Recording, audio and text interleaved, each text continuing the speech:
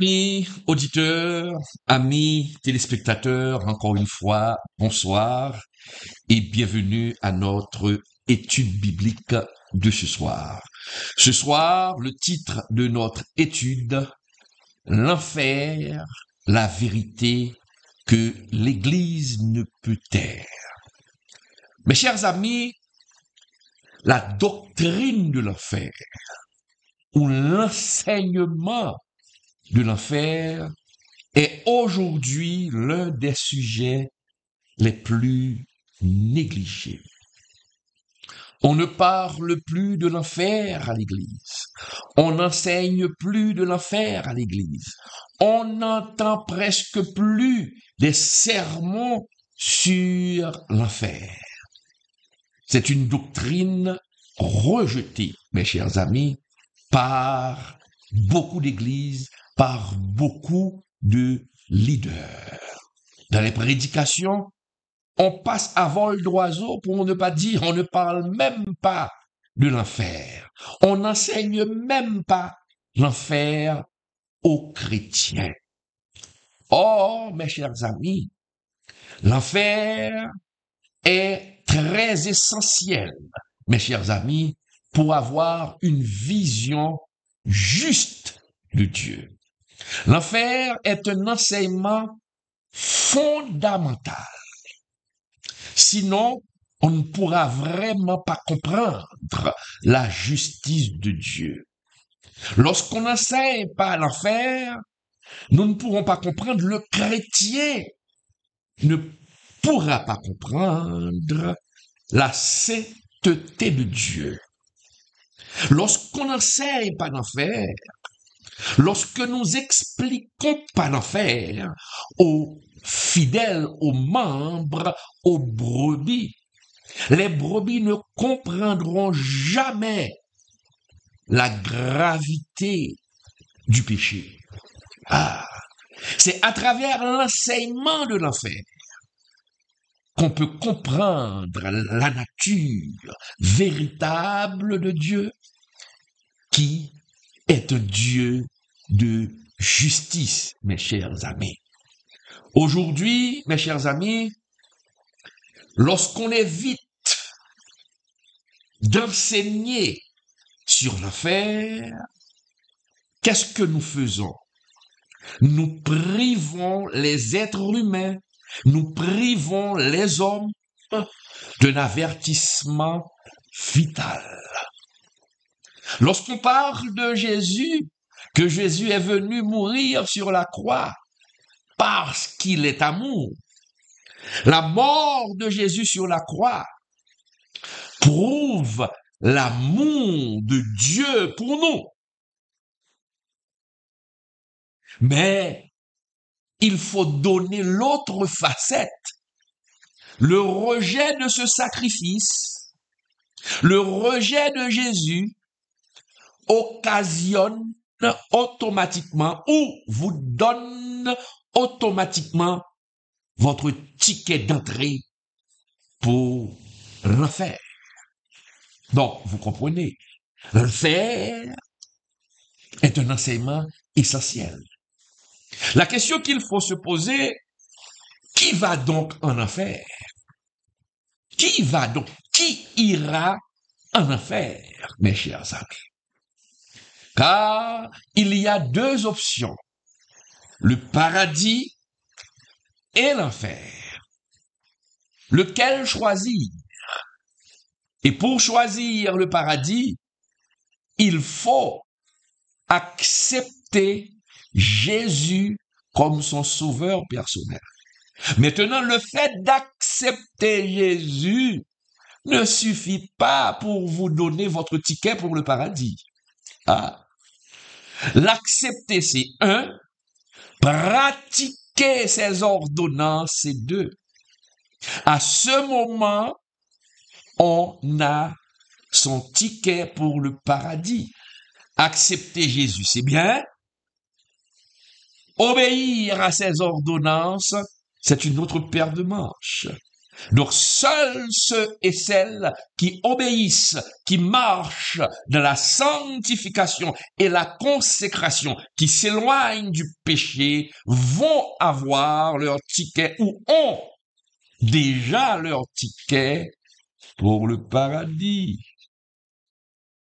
Mais si on rejette Jésus-Christ et on rejette ses enseignements, parce que dès qu'on rejette Jésus, on rejette ses enseignements, vous avez votre ticket pour l'enfer, vous irez en enfer. Si vous acceptez Jésus, vous vous faites baptiser, vous êtes à l'église, vous priez, mais pour autant vous n'obéissez pas à la parole de Dieu, vous pratiquez la sorcellerie, vous pratiquez le mensonge, vous détruisez les autres, vous avez déjà votre ticket pour l'enfer.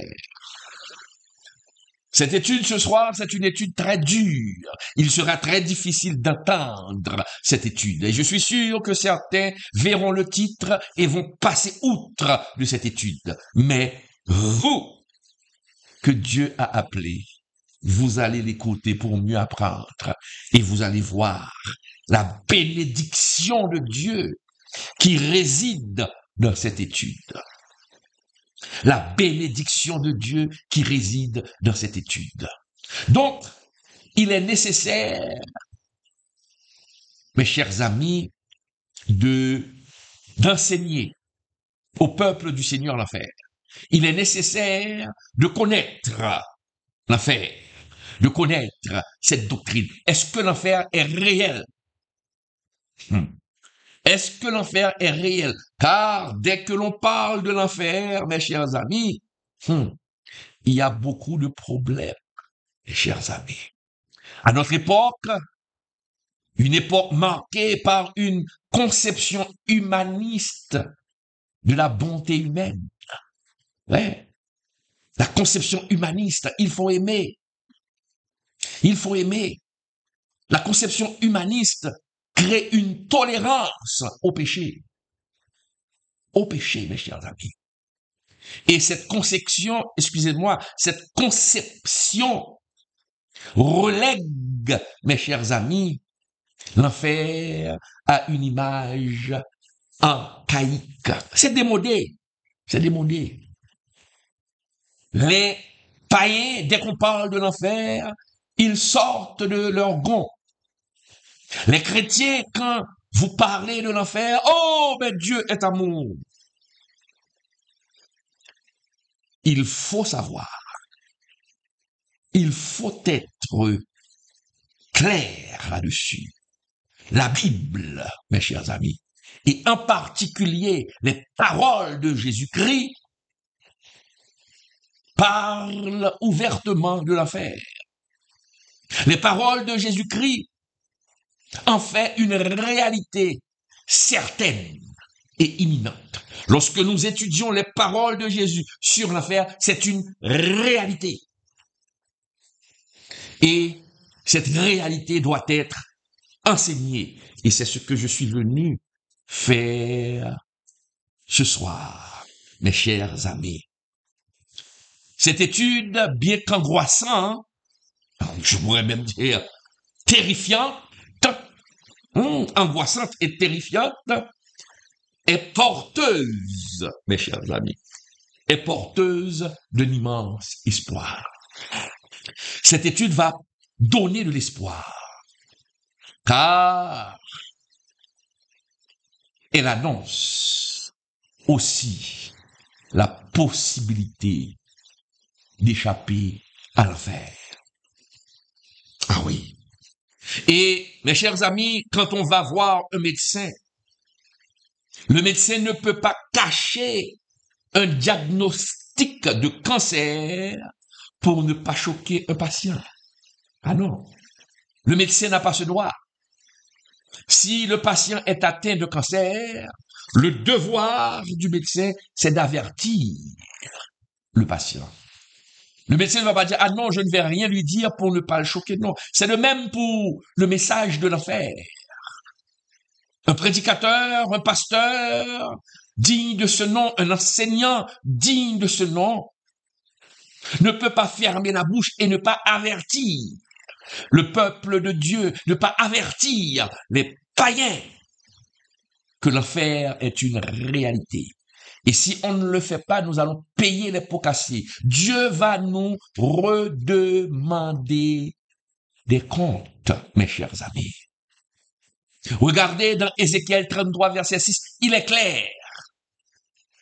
Les hommes que Dieu a appelés, les hommes que Dieu a choisis, les hommes qui ont un appel, ont l'impérieux devoir, l'impérieuse ou encore une impérieuse mission d'enseigner sur l'enfer et d'avertir les hommes que l'enfer existe et de leur dire voilà ce qu'il faut faire pour éviter l'enfer.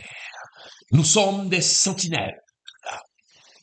Et le sentinelle qui ne fait pas son travail.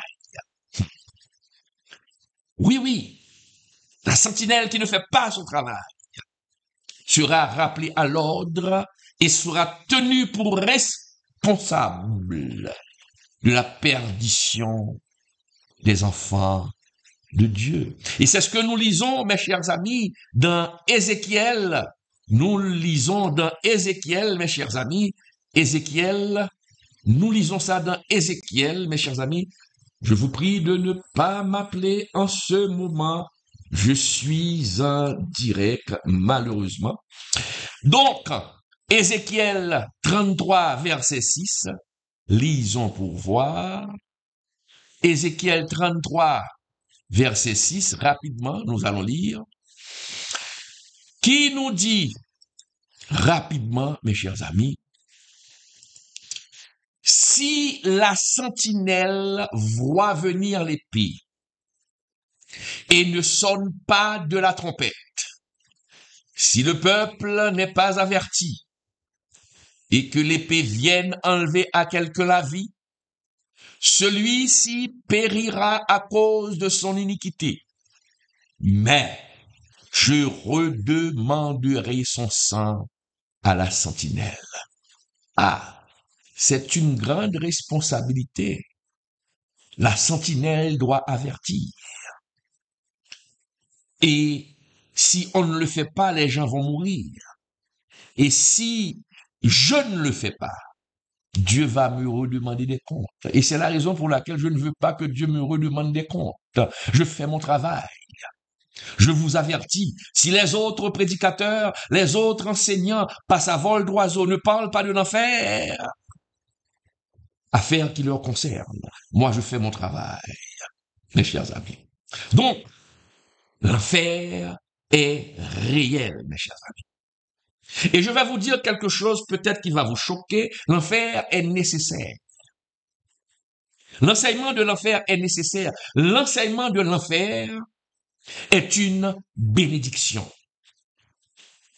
L'enseignement de l'enfer est une bénédiction, mes chers amis. Laissez-moi vous dire que le fait de ne pas parler de l'enfer, et dès qu'on ne parle pas de l'enfer, on présente Dieu comme un Dieu injuste. Je reprends. Lorsqu'on refuse de parler de l'enfer, on présente Dieu comme un Dieu, mes chers amis, injuste. On va voir Dieu comme un Dieu injuste lorsqu'on fait la négation de l'enfer, mes chers amis. Donc, si ceux qui ne se repentent pas de ces fautes ou de leurs fautes, pardon, si les méchants impénitents, ceux qui refusent de se repentir, si ces méchants n'étaient jamais jugés, le mal resterait impuni. Imaginez-vous, vous avez vu ces choses, vous avez constaté ces choses. Il y a de ces méchants qui vivent longtemps. Il y a de ces méchants qui vivent longtemps. Et de ces méchants qui meurent tranquillement dans leur lit. Ah, on va dire, mais où est la justice de Dieu? Il y a de ces criminels qui meurt tranquillement après avoir tué des milliers de personnes, après avoir commis beaucoup de crimes, ces criminels meurent tranquillement dans leur lit. Des criminels qui ne connaissent jamais le tourment. Il y a ceux qui connaissent le tourment, mais il y a d'autres qui ne connaissent pas le tourment. Et ils meurent. Vous allez me dire que, ah non, le Dieu que je sers est un Dieu injuste. Regardez ce criminel, il est mort injustement, il est mort tranquillement. Il aurait dû payer dans sa vie tous les crimes qu'il a fait. Mais la mort ne met pas fin à l'existence de l'âme. La mort met fin à l'existence de votre corps. On ne vous voit plus. Le corps va pourrir, mais l'âme est immortelle. Et c'est ce qu'il faut comprendre ce soir. L'âme, dès que vous êtes créé par Dieu, l'âme devient immortelle. Nous sommes des immortels. Mais le corps est mortel. Donc, lorsqu'une personne fait beaucoup de mal et que cette personne meurt tranquillement dans son lit, Dieu est juste. Vous n'allez pas payer. Vous n'avez peut-être pas payé dans ce monde durant votre existence terrestre. Mais Dieu nous dit, mais ne vous inquiétez pas. Vous allez payer. Vous allez payer. Car Dieu est juste, car l'âme est immortelle. Et celui qui l'a fait sera jugé par Dieu et ira en enfer. Vous voyez, Dieu serait injuste de ne pas faire payer à un homme tous ses crimes durant sa vie. Il y a ceux qui ont souffert ou qui souffrent de leurs crimes sur la terre. C'est une occasion que Dieu leur offre pour se repentir.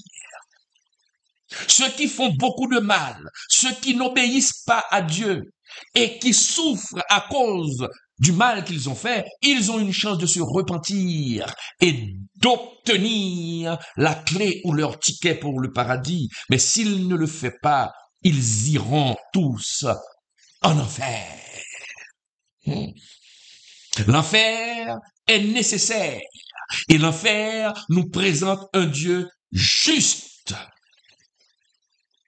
Car quoi que fasse un homme de mal, l'homme payera, il va payer. Lorsque nous lisons Psaume 73, vous connaissez le Psaume 73, lorsque Asaph, le chantre, s'était plaint de la progression, du succès des méchants, qui n'ont rien jusqu'à leur mort. Ils vivent longtemps et ils meurent tranquillement dans leur lit. Asaph a failli tomber. Asaph a failli chuter. Mais Asaph s'est rappelé que le Dieu qu'il sert, c'est un Dieu de justice. Que ces hommes seront jugés sévèrement et ils iront en enfer. Lorsque nous lisons, mes chers amis, Psaume 73, mes chers amis, regardons ensemble Psaume 73, verset 18-19. Psaume 73, verset 18-19, qui nous dit, oui, tu les places sur des voies glissantes en parlant des méchants. Tu les fais tomber et les mets en ruine. Et quoi? En un instant, les voilà détruits. Ils sont enlevés, anéantis par une fin soudaine. Enlevés, anéantis par une fin soudaine. Ils sont enlevés et anéantis par une fin soudaine, mes chers amis. Donc, nous comprenons.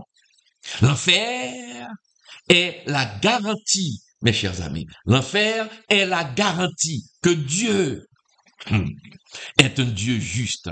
L'enfer est la garantie que Dieu rendra justice. Dieu va rendre justice. C'est ce que nous lisons, mes chers amis. Dans Acte 17, verset 31. Car si Dieu ne rend pas justice, mes chers amis, Dieu laisse la chose comme ça, sans rendre justice à ceux et celles qui ont été victimes des méchants. Eh bien, mes chers amis, la victime de l'injustice n'aurait d'autre choix que de se venger lui-même. Que de se venger lui-même. Regarde ce que nous dit le Seigneur. Dieu, c'est un Dieu de justice et Dieu défend à ce que nous nous vengions. Et c'est pourquoi Dieu dit, laisse la vengeance pour lui. Restez calme. Même quand vous voyez que le criminel meurt tranquillement dans son lit, mais il sera jugé et il ira en enfer. Lisons Acte 17, verset 31. 17-31. Acte 17, verset 31 et Romains 12, verset 19. Ensemble, mes chers amis, et nous allons voir la parole de Dieu, ce que la parole nous dit, mes chers amis. Dans Acte 17, 31, parce qu'il a fixé un jour où il jugera le monde selon la justice, par l'homme qu'il a désigné, ce don qu'il a donné à tout une preuve certaine, en le ressuscitant, mes chers amis, des morts. On est là. En le ressuscitant des morts. Dans Romains 12, verset 19, le Seigneur nous dit, nous n'avons pas le droit de nous venger. Nous n'avons pas le droit de nous venger. Que nous dit la parole? Ne vous vengez point vous-même, bien-aimés, mais laisse agir la colère, car il est écrit, à moi la vengeance, à moi la rétribution, dit le Seigneur. Romains 12, verset 19. Donc, nous voyons, Dieu n'est pas un Dieu injuste. Dieu n'est pas du tout injuste, mes chers amis. Dieu, c'est un Dieu juste. Et il rendra justice, mes chers amis. Il rendra justice. Il y a un auteur, Jonathan Edwards, il a dit, et je le cite, « Le savoir que Dieu fera justice est un appui qui libère le cœur du fardeau de la vengeance. » Le savoir que Dieu fera justice est un appui qui libère, mes chers amis, le cœur du fardeau de la vengeance. Lorsqu'on sait que Dieu vengera pour nous, nous n'avons plus besoin de nous casser la tête, car on sait que Dieu va agir. Quand la personne vous fait du mal et que cette personne meurt tranquillement dans son lit sans se repentir, pas la peine, car Dieu va le juger. Il y a ceux et celles que Dieu juge durant leur vie terrestre et au lieu de se repentir, persistent dans le mal et vont finir en enfer. Nous n'avons pas besoin de nous casser la tête et vouloir nous venger. Mais qu'est-ce que l'enfer? Quelle est l'image? Quelle est la figure? Qu'est-ce qui se passe en enfer? Si l'âme est immortelle, donc il y a deux destinations pour l'âme, pour l'homme. Soit que vous passez votre éternité en enfer, c'est là que l'enfer est horrible. Soit que vous passez l'éternité en enfer, ou bien vous passez l'éternité au paradis. Mes chers amis, l'éternité en enfer. Des fois, nous voyons des gens souffrir. Il y a des gens qui souffrent tellement durant leur vie terrestre. La souffrance arrive à un point vraiment grave, la personne préfère la mort qu'à la vie, quand la personne veut mettre un terme à sa souffrance. Il y a de ces souffrances, le malade demande un terme à sa souffrance. Il y a ceux qui se font même euthanasier. Non, c'est un suicide. Parce que la souffrance est grave. Donc mieux vaut mourir que de continuer à souffrir ainsi. Mais maintenant, imaginez que vous souffrez de manière éternelle, pour toute l'éternité, hein, pour avoir rejeté Dieu, pour avoir rejeté Jésus. C'est là que la chose devient horrible. Une souffrance éternelle, une souffrance sans fin. Ah, imaginez un instant pour voir l'horreur de l'enfer. Et ce n'est pas moi, je n'ai pas décrit l'enfer, mais le Seigneur Jésus, il a lui-même décrit l'enfer comme un lieu de tourment. C'est Jésus lui-même qui a décrit que ce lieu est un lieu de tourment conscient. De tourment conscient. Et l'enfer, j'ai dit tout à l'heure, l'âme ira en enfer. Mais le corps a disparu de manière terrestre. Mais rappelez-vous, la Bible nous dit, mes chers amis, que les justes ressusciteront, vont ressusciter, ainsi que les injustes. Les méchants comme les justes vont ressusciter et seront jugés. Et quand on va ressusciter, le corps que nous avons, nous allons avoir de nouveau ce corps. Nous allons avoir de nouveau ce corps. Et selon votre œuvre ou vos œuvres, vous serez jugés par le Très-Haut. Est-ce que vous allez en enfer ou au paradis? Mais si vous allez en enfer, si on ne trouve pas votre nom dans le livre de vie, vous allez en enfer. Et quand on va en enfer, ce n'est pas l'âme seulement qui va souffrir, le corps aussi. Donc en enfer, c'est un tourment pour le corps et l'âme. Matthieu 10, verset 28, regardons ensemble, mes chers amis, Matthieu 10, verset 28, ok? Il y a une mouche qui veut participer également dans ce live.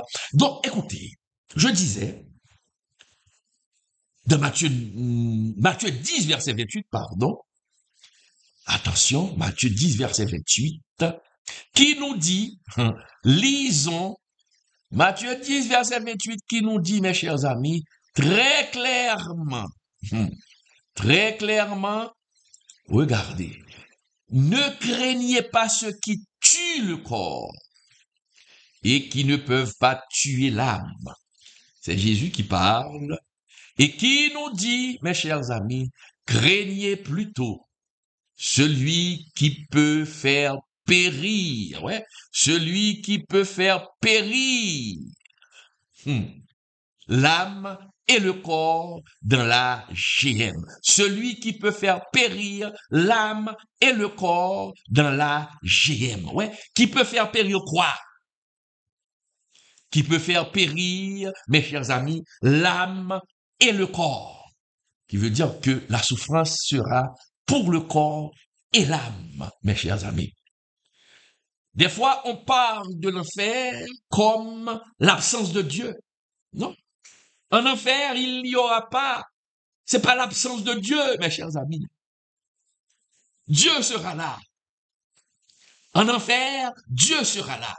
Mais qu'est-ce que vous êtes en train de dire, pasteur Camille? Oui, Dieu sera là. Ce n'est pas l'absence de Dieu. Mais en enfer, c'est la présence de Dieu dans sa colère. C'est la présence de Dieu dans sa colère. Dieu sera là. Mais cette présence symbolisera, sa colère. C'est la présence de Dieu dans la colère. C'est ça l'enfer.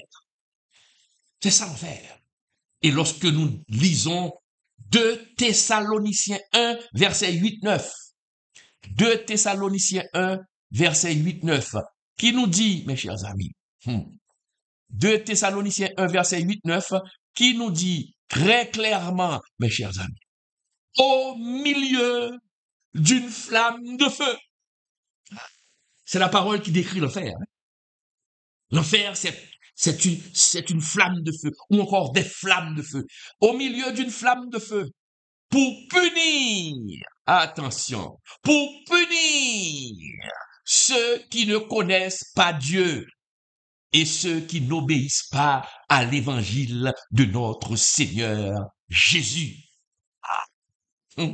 Ils auront pour châtiment une ruine éternelle, loin de la face du Seigneur et de la gloire de sa force. Donc, c'est une présence de Dieu dans sa colère.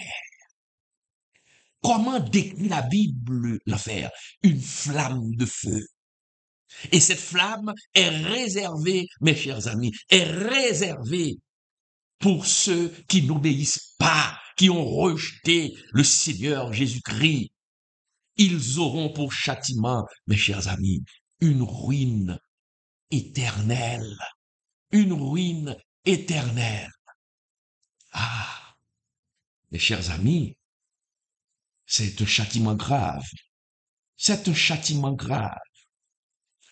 Le prince des prédicateurs de regretter mémoire, Charles Spurgeon, il a averti et il a dit, celui qui ne tremble pas en parlant de l'enfer ne devrait pas en parler.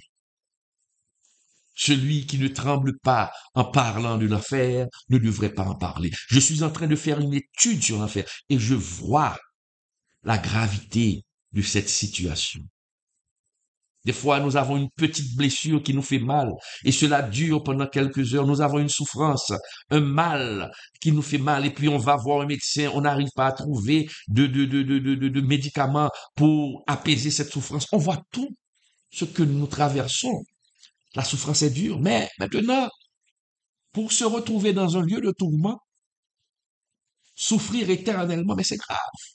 Imaginez, imaginez, mes chers amis, une souffrance éternelle.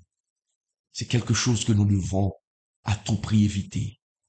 Et nous devons prêcher pour éviter ce tourment à d'autres personnes, mes chers amis. La parole nous dit la douleur de l'enfer est éternelle.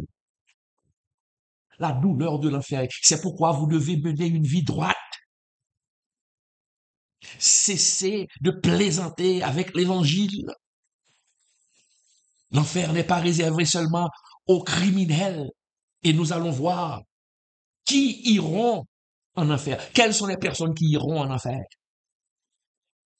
Ce feu éternel est éternel. Vous allez brûler éternellement. Je n'arrive pas à me faire une image. Cela montre que Dieu est un Dieu de justice. Vous avez fait du mal pendant 90 ans de votre vie et mourir tranquillement. Mourir tranquillement et puis tout est fini. Eh bien, Dieu est un Dieu injuste. Dieu est un Dieu injuste. Dieu est un Dieu injuste, mes chers amis. Ah, la parole nous dit que ce feu est éternel. Lorsque nous lisons Marc 9, verset 48 et Apocalypse 14, verset 11, lisons pour voir. Marc 9, verset 48, Apocalypse 14, verset 11, qui nous dit, lisons, mes chers amis, c'est une étude biblique. Lisons, mes chers amis. Et si ton œil est pour toi une occasion de chute, arrache-le. Mieux vaut pour toi d'entrer dans le royaume de Dieu n'ayant qu'un seul œil que d'avoir 2 yeux et d'être jeté dans la GM. GM qui signifie l'enfer.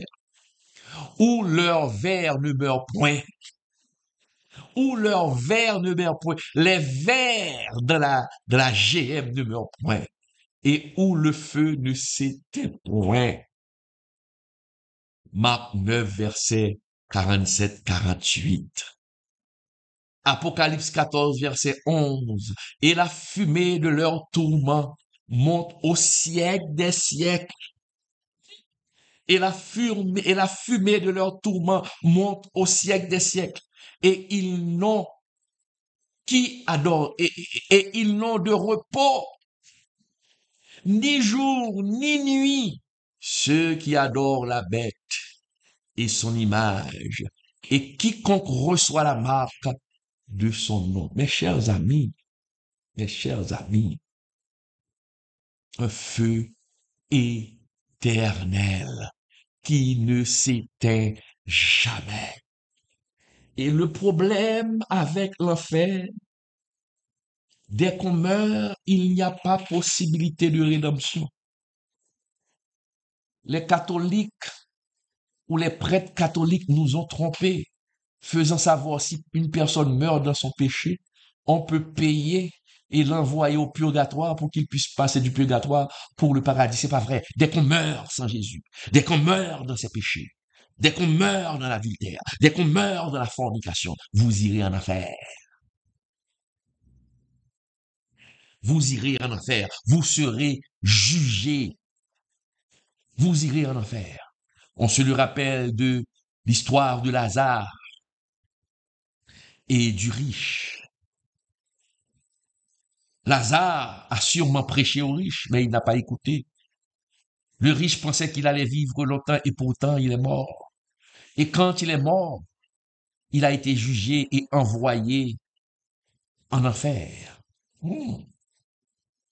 Et quand il s'est retrouvé en enfer, c'est à ce moment qu'il s'est rendu à l'évidence que ce qu'il avait entendu existait. Et il a voulu avertir les autres frères qui vivaient toujours pour dire à ses frères, ah, je vous en prie, marchez dans la droiture pour ne pas venir ici. Il faut les avertir. Mais regardez, Jésus a dit que Abraham a dit aux riches, écoutez, là où tu es, il n'y a plus de possibilité. Le riche a demandé un peu d'eau à Lazare qui se trouvait au paradis. Mais Abraham a dit, il y a, il y a même un gros trou, un barrage qui te sépare de Lazare. Il n'y a pas possibilité de rédemption. Le frère a dit à Abraham, mais envoyez un mort pour dire à mes frères, il faut me renvoyer pour dire à mes frères de ne pas venir ici. Et Abraham de dire même, écoutez, même si un mort reviendrait du séjour des morts, tes frères ne croiront pas. Mais tes frères ont Moïse, la loi de Moïse, qu'ils écoutent les prophètes et qu'ils obéissent. Aujourd'hui, c'est le même message que Dieu donne à vous. Vous êtes en train de me regarder. Dieu vous donne ce message. Et si vous n'obéissez pas à la parole de Dieu, si vous êtes un chrétien et que vous vivez dans l'adultère, vous irez en enfer. Et ce message, c'est pour vous avertir. Et Dieu est en train de vous dire, le pasteur Claude Emmanuel Camille est en train de vous avertir. Et vous serez jugés à partir de cette vidéo. Si vous ne vous repentez pas, à votre mort, vous ne savez pas combien de temps vous restez, mais à votre mort, dans votre jugement, le Seigneur vous dira, ah, tu te rappelles de ce dimanche soir? J'ai utilisé mon serviteur, le pasteur Claude Emmanuel Camille, pour vous avertir. Et il vous présentera encore cette vidéo. Et vous verrez cette vidéo. Et vous n'aurez pas d'excuses. Et vous irez brûler en enfer si vous ne vous repentez pas, mon frère, ma sœur. Il n'y a pas de possibilité de rédemption après la mort. Et c'est pourquoi je le dis souvent, la doctrine de Calvin, sauvé, sauvé pour toujours, est diabolique. Est diabolique. ceux qui s'accrochent à cette doctrine iront tous brûler en enfer. Car accepter Jésus, c'est bien. Vivre dans la sanctification est une autre paire de manches. Luc 16, verset 26. Il n'y a pas de possibilité de rédemption après votre mort. Vous devez vous repentir pendant votre vivant. Et la repentance, ce n'est pas l'affaire des païens, mais c'est aussi l'affaire des chrétiens qui vivent dans le péché. Les chrétiens ont besoin, ceux qui ont accepté Jésus et qui vivent dans la boue du péché, ont besoin de se repentir. Et s'ils ne le font pas, vous irez brûler en enfer. Luc 16, verset 26, il n'y a pas de possibilité de rédemption, mes chers amis. Luc, je le cherche, Luc 16, verset 25-26. Luc 16, verset 25-26. Qui nous dit, mes chers amis? Abraham répondit, mon enfant, souviens-toi que tu as eu tes biens pendant ta vie et que Lazare a eu les maux pendant la sienne. Mais il est ici consolé et toi, tu souffres. D'ailleurs, il y a entre nous et vous un grand abîme, afin que ceux qui voudraient passer d'ici vers vous ou de là vers nous ne puissent le faire. La parole est claire. Il n'y a pas de possibilité de rédemption après la mort. Vous devez vous repentir aujourd'hui même. Mes chers amis, lorsque nous refusons d'accepter Jésus comme notre sauveur personnel, nous irons brûler en enfer. Si nous acceptons Jésus et que nous continuons à mener la même vie que nous avions autrefois, vous irez brûler en enfer. L'argument souvent rejeté par l'homme naturel, par les païens, c'est quand la parole dit tout homme mérite l'enfer. Tous les hommes sur la terre, indistinctement, moi, je mérite l'enfer. Je mérite l'enfer, car je suis un pécheur. Parce que, face à la sainteté de Dieu, nous ne représentons rien. Nous ne représentons rien, mes chers amis. Nous sommes des hommes souillés. C'est ce que nous dit la Bible. Lorsque nous lisons Ésaïe 64, verset 6, nous sommes rien, nous méritons l'enfer. Je mérite l'enfer. Regardons ensemble Ésaïe, mes chers amis. Ésaïe, Ésaïe 64, verset 6. Ésaïe 64, verset 6, qui nous dit, mes chers amis, très clairement, nous sommes tous comme des épures. Nous sommes tous comme des épures. Et toute notre justice est comme un vêtement souillé. Nous sommes tous flétris comme une feuille. Et nos crimes nous emportent comme le vent. Qui veut dire, nous n'avons rien en main qui nous donne l'accès au paradis. Nous sommes tous voués à l'enfer. Et un auteur eut à dire, le problème n'est pas que Dieu envoie des gens en enfer, mais que nous soyons surpris qu'il en sauve quelques-uns. Est-ce qu'il est là? L'auteur dit, c'est R.C. Sproul, il dit, le problème n'est pas que Dieu envoie des gens en enfer, mais que nous soyons surpris qu'il en sauve quelques-uns. Même quand nous méritons l'enfer, nous le méritons. Mais Dieu, ce qui étonne, c'est que Dieu sauve quelques-uns.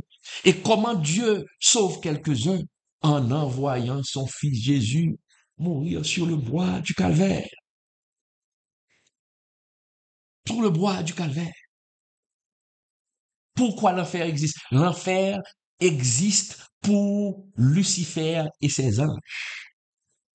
Lucifer et ses anges, pour ses crimes, ils vont tous brûler en enfer. Maintenant, Lucifer ne veut pas aller seul en enfer. Il veut t'entraîner Il veut t'entraîner et il joue du pied et des mains pour t'entraîner avec lui en enfer, mais tu ne comprends pas, mais tu veux rester dans la désobéissance.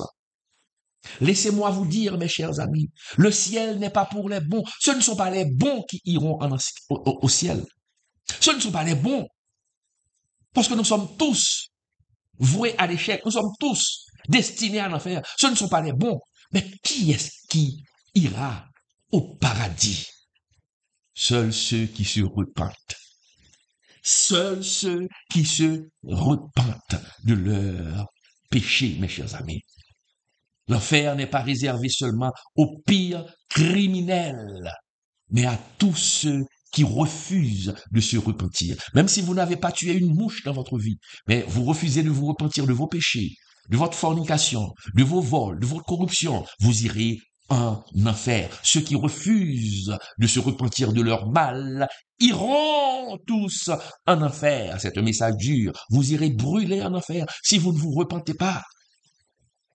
Car l'âme que vous possédez est éternelle. Et vous serez ressuscités pour être jugés et vous irez brûler en enfer. Corps et âme, c'est ce que nous dit la Bible. Mais l'amour de Dieu veut nous éviter l'enfer. Une seule chose, obéir au principe de Jésus-Christ. Seuls les impénitents, ceux qui refusent de se repentir, iront en enfer. C'est ce qui nous dit Luc 18, verset 9-14. Luc 18, verset 9 à 11, Luc 18, verset 9 à 14, lisons d'abord Luc 18, verset 9, 11, pour mieux comprendre. Regardez, mes chers amis. Il dit encore cette parabole en vue de certaines personnes se persuadant qu'elles étaient justes et ne faisaient aucun cas des autres. Deux hommes montèrent au temple pour prier. L'un était pharisien et l'autre publicain. Le pharisien debout priait ainsi en lui-même. Ô Dieu, je te rends grâce de ce que je ne suis pas comme le reste des hommes, qui sont ravisseurs, injustes, adultères, ou même comme ce publicain. Je jeûne 2 fois la semaine, je donne la dîme de tous mes revenus. Le publicain, se tenant à distance, n'osait même pas lever les yeux au ciel, mais il se frappait la poitrine en disant, ô Dieu, sois apaisé envers moi, qui suis un pécheur. Je vous le dis, celui-ci descendit dans sa maison justifié plutôt que l'autre, car quiconque s'élève sera abaissé, et celui qui s'abaisse sera élevé. Nous comprenons. Ce passage nous indique, même quand vous donnez votre dîme, même quand vous donnez votre argent, même quand vous participez à la construction du temple, même quand vous envoyez vos $1000, vos $2000, vos $4000 dans le temple pour la construction du temple de Dieu, votre argent ne vous donne pas le ticket pour le paradis. Même quand vous ne commettez pas l'adultère, mais vous restez avec votre femme. C'est ce que nous dit la parole. Même quand vous allez chaque jour au jeûne, au service de jeûne, vous priez chaque jour. Cela ne suffit pas. Mais si vous priez chaque jour, vous donnez votre dîme, vous n'êtes pas dans l'adultère, mais vous haïssez votre frère dans votre cœur. Vous complotez pour le tuer. Vous complotez pour le faire perdre le travail. Ah, vous exploitez les gens. Le Seigneur nous dit, écoutez, et que tu te justifies, disant, moi, je suis un chrétien, je suis là depuis longtemps. Ça arrive souvent dans les églises. Moi, je suis dans cette église depuis longtemps.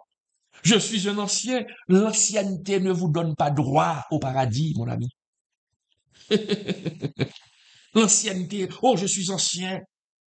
Je dois mériter telle chose. Oh, vrai. Et vous continuez à haïr les autres, vous irez brûler en enfer. C'est en enfer que vous allez. C'est ce que nous dit la Bible. Ce n'est pas moi. Si vous ne vous repentez pas, Bible en main, vous allez brûler en enfer. Bible en main.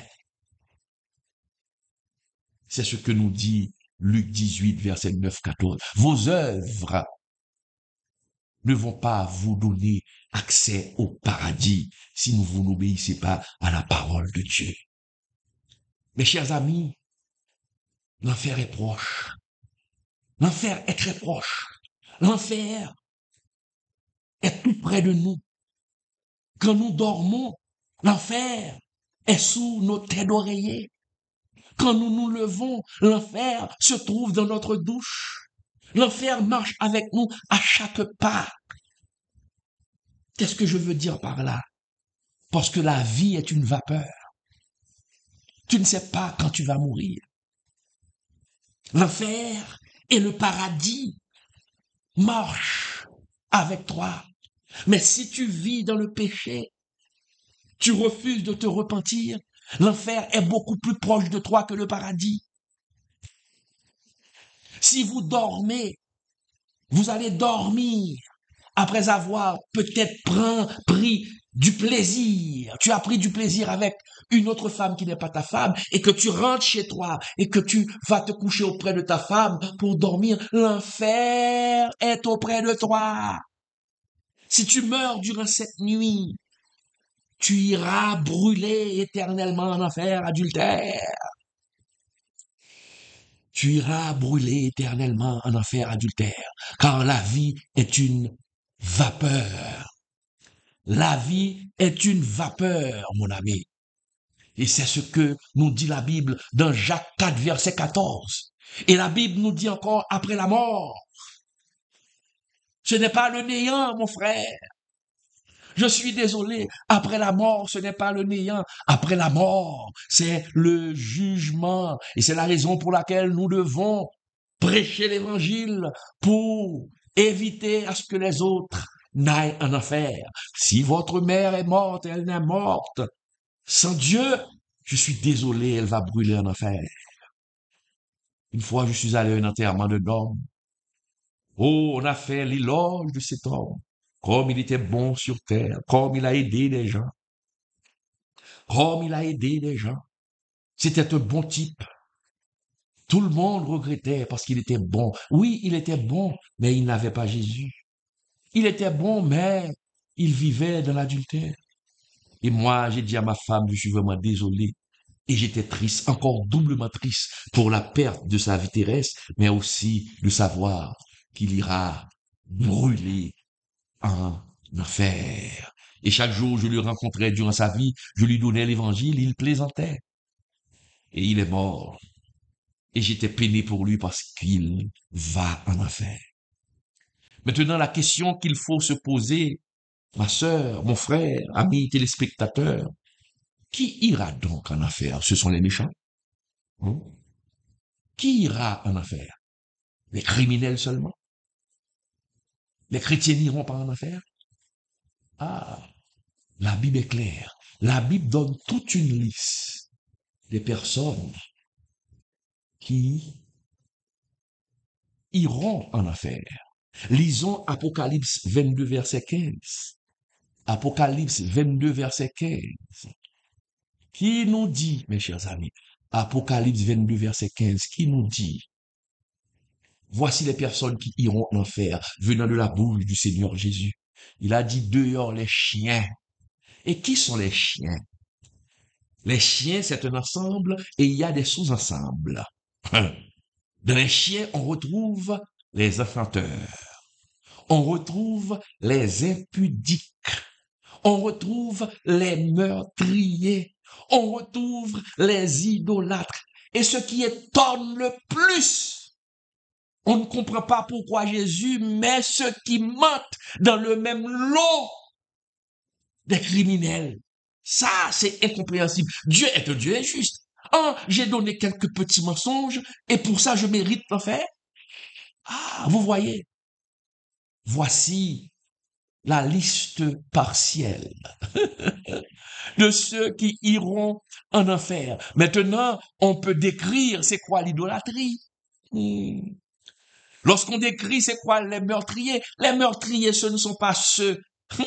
Les meurtriers, mes chers amis, ce ne sont pas seulement ceux qui tuent les hommes. Mais les prédicateurs, ils sont doublement victimes et coupables.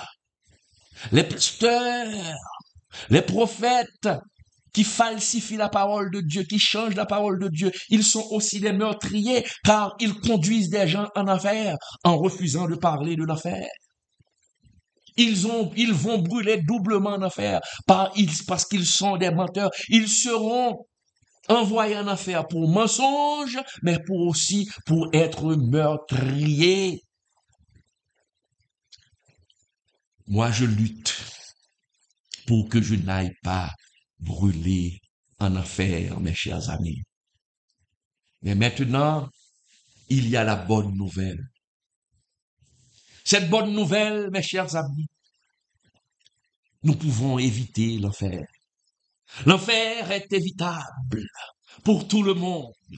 La bonne nouvelle, mes chers amis, est que Jésus-Christ a enduré l'enfer à la place de tous ceux qui se confient en lui. Ah, nous pouvons éviter l'enfer. Ma sœur, tu dois te repentir de tes péchés. Mon frère, tu dois te repentir de tes péchés et accroche-toi à Jésus, car il a enduré l'enfer pour toi. Jésus a enduré l'enfer pour toi. Donne ta vie à Jésus. Tu ne peux pas continuer dans cette vie-là. Tu ne peux pas continuer de vivre dans l'abomination. Le Seigneur t'aime et il veut te délivrer de l'enfer. Il veut te délivrer de l'enfer car il t'aime. Tu méritais l'enfer, mais par son amour, il a livré son fils Jésus-Christ sur le bois du calvaire pour le pardon de tes péchés, ma sœur, mon frère. Accepte-le et marche dans la sanctification pour hériter le paradis après votre mort. Après la mort, ce n'est pas le néant. Après la mort vient le jugement. C'est ce que nous dit la parole de Dieu, mes chers amis. Ce que nous dit la parole de Dieu. Après la mort vient le jugement. Lorsque nous lisons dans Apocalypse, dehors les chiens, ok? Dans Hébreu, Hébreu 9, verset 27 qui nous dit, après la mort vient le jugement.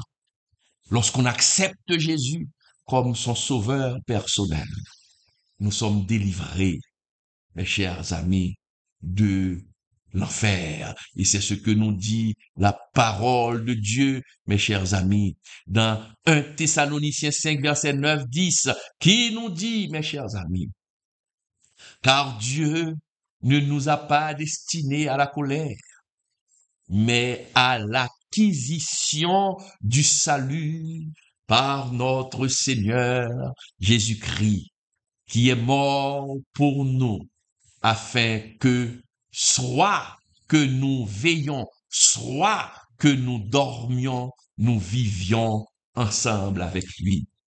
Mes chers amis, sur la croix, Jésus nous a donné l'accès au paradis.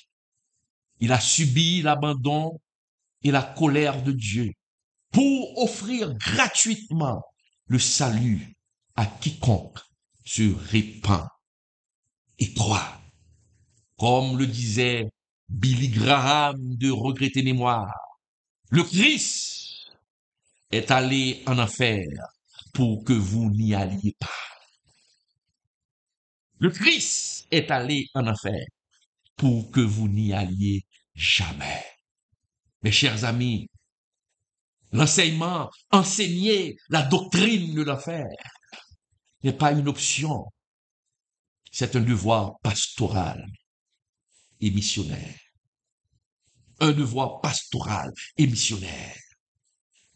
L'omission de cette vérité, mes chers amis, affaiblit la prédication. Et c'est la raison pour laquelle les prédications, les enseignements aujourd'hui sont faibles.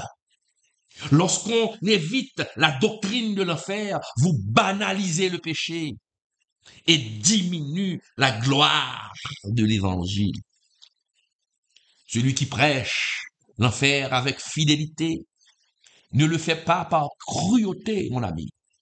Si ce soir, Je parle de l'enfer.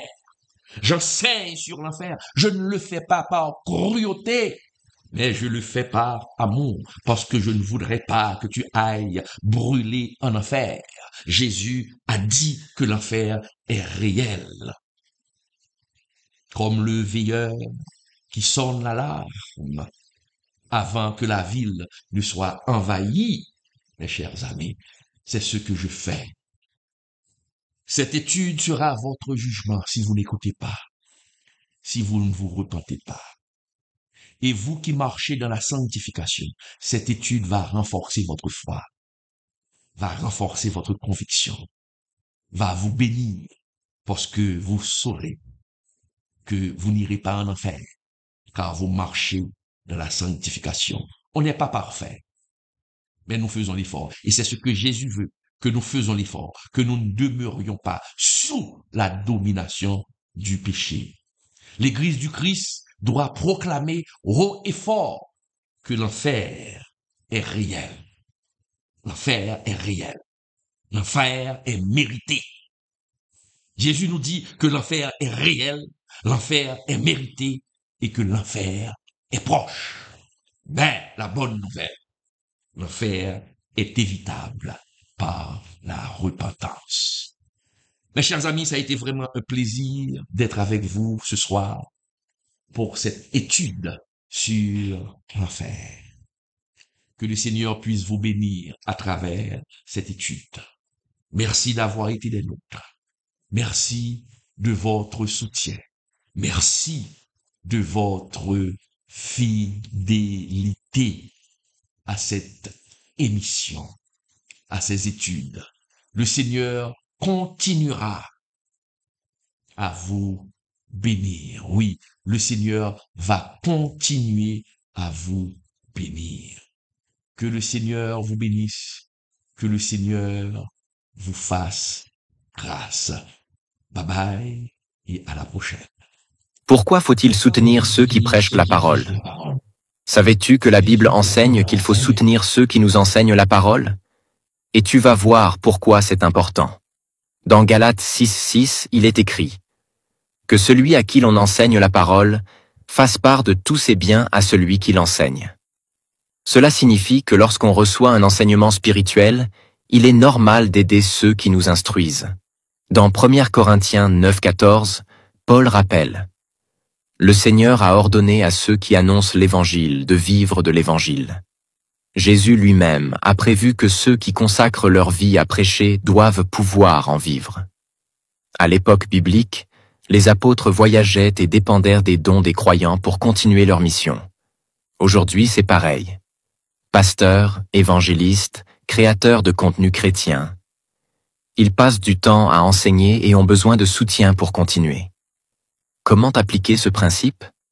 En les soutenant par des dons, en priant pour eux, en partageant leur contenu et en les encourageant. Et toi, connais-tu quelqu'un qui enseigne la parole et que tu pourrais bénir aujourd'hui? Depuis 2012, le pasteur Claude Emmanuel Camille proclame l'Évangile sur le net, apportant le message de Jésus-Christ à travers le monde. Aujourd'hui, vous pouvez jouer un rôle dans ce ministère en contribuant financièrement. Dans 1 Corinthiens 9, le verset 14, l'apôtre Paul nous rappelle que le Seigneur a ordonné à ceux qui annoncent l'Évangile de vivre de l'Évangile. En soutenant ce ministère, vous devenez un partenaire dans l'œuvre de Dieu. Pour vos contributions, vous pouvez utiliser le zèle au numéro 772 256 79 11. Pour Moncash et TapTapSend au 509 37 80 28 68. Pour d'autres moyens, contactez personnellement le pasteur Claude Emmanuel Camille sur WhatsApp au 509 42 43 85 58 pour continuer à partager la vérité de Jésus-Christ et toucher encore plus de vies. Votre soutien est précieux. Ensemble, prêchons l'Évangile sans compromis.